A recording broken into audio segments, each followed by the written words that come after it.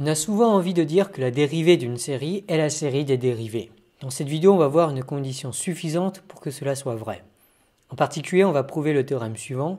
Soit des fonctions fn qui sont C1 de i dans R, c'est-à-dire qu'elles sont continuellement dérivables d'un intervalle i de R dans R, si la somme des fn converge simplement, et si la somme des dérivées des fn converge uniformément, alors on peut intervertir la dérivation et la sommation, c'est-à-dire la dérivée de la somme des fn est égale à la somme des dérivées des fn. Avant de prouver ce théorème, faisons plusieurs remarques. La première, c'est que l'on peut en fait affaiblir l'hypothèse somme des fn converge simplement en le fait qu'il existe un point x dans l'intervalle i pour lequel la somme des fn de x converge. Deuxième remarque, on peut réécrire le théorème en termes de suite de fonctions. Si Gn est une suite de fonctions continuellement dérivables, si Gn converge simplement vers G et si Gn' converge uniformément vers H, alors G' est égal à H. Bon, les deux formulations sont bien sûr équivalentes l'une à l'autre. Je pense que la première est un peu plus facile à retenir, donc je vous conseille de retenir plus la première. Le point important à retenir, en fait, c'est surtout qu'il faut la convergence uniforme de dérivées continues pour pouvoir intervertir la somme et la dérivation, pour qu'on puisse avoir une dérivation terme à terme. En particulier, la convergence des dérivées doit être uniforme.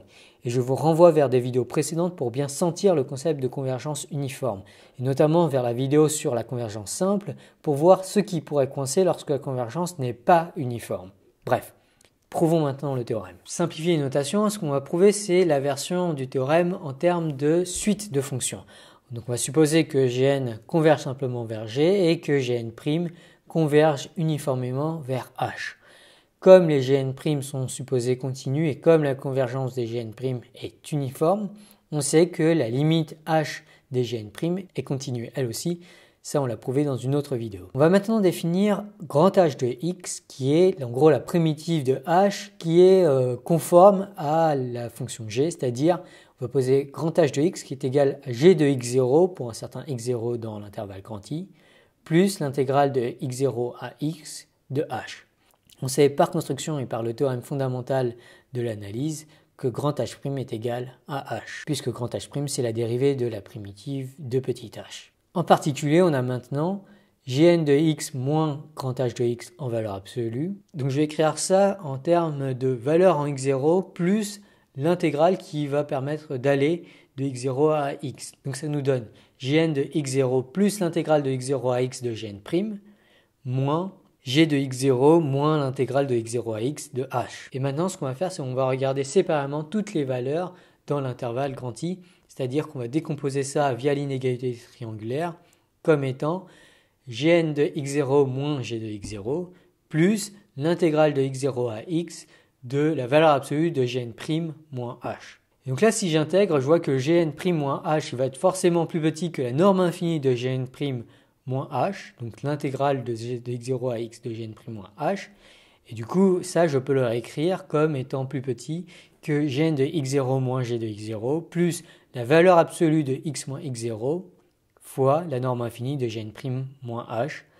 Et là, on peut faire tendre n vers l'infini et on voit alors que Gn de x converge simplement vers h de x. Maintenant, par unicité de la limite, on sait aussi que Gn tend vers g. Et du coup, forcément, on a G est égal à grand H. En particulier, comme grand H, G va forcément être dérivable et G', qui va être égal à grand H', va être égal à H, qui est la limite des Gn' CQFD. Petite remarque pour finir. D'abord, on voit bien qu'on a utilisé que le fait que Gn converge simplement en x0 et pas le fait que Gn converge simplement sur tout l'intervalle. Autre chose, la convergence de Gn est là en fait presque uniforme. En particulier, si on se restreint à un intervalle grand I borné, alors la valeur absolue de x moins x0 sera toujours inférieure ou égale au diamètre de l'intervalle grand I. Et on obtient alors une majoration de Gn de x moins grand H de x par une suite décroissante indépendante de x. On aurait alors une convergence uniforme de Gn vers grand H. Et comme grand H est égal à G, on a aussi une convergence uniforme de Gn vers G.